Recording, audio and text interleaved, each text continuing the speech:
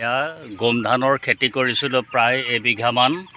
ইয়াত যথেষ্টখিনি ভাল হৈছে আৰু আপোনালোকে দেখিছে গোমধানবিলাক লাহে লাহে ডাঙৰ হৈ গৈছেগৈ।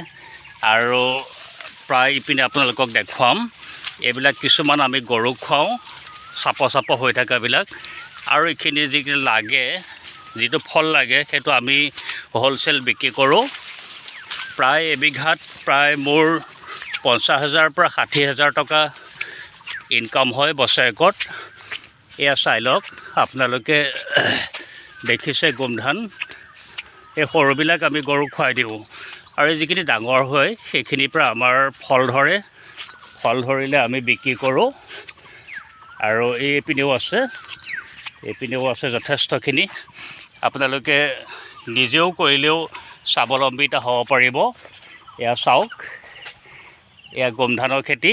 এই গোমধানবিলাক যেতিয়া ডাঙৰ হ'ব, ফল ধৰিব আৰু ফল ধৰিলে আমি ইয়াৰ বিক্ৰী কৰোঁ।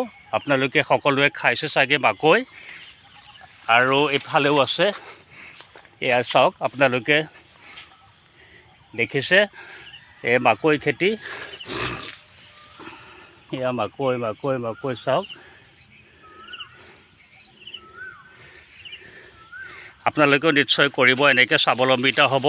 আমি বহু চাকৰি আশা কৰি আমি ডিগ্ৰী ল'লোঁ যদিও নোৱাৰিলোঁ, কিন্তু ঘটনাটো হ'ল এতিয়া বৰ্তমান নিজে স্বাৱলম্বিতা হৈ আমি নিজে চলিব পাৰিছোঁ আৰু পৰিয়ালটোকো চলাব পাৰিছোঁ। ধন্যবাদ।